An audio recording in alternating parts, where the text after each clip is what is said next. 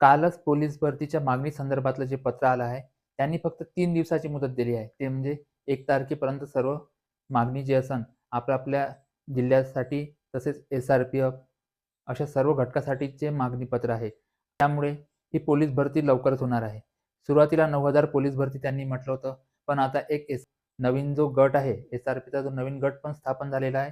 सोबतच 13वं जे आपलं पोलीस आयुक्त आहे नांदेड, त्याची पण स्थापना होणार आहे. त्यामुळे जागा ह्या कमी राहणार नाही, भरती ही मोठीच राहील.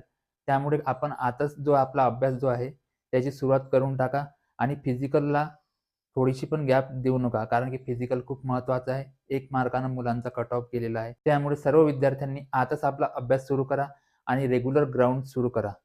सोबतच यानंतर मी तुम्हाला जो दुसऱ्या व्हिडिओमध्ये पोलीस भरतीकरता कोणते पुस्तक, बुक्स वापरायचे ते सांगणार आहे. तुम्ही आताच आपलं चॅनल सबस्क्राईब आणि फॉलो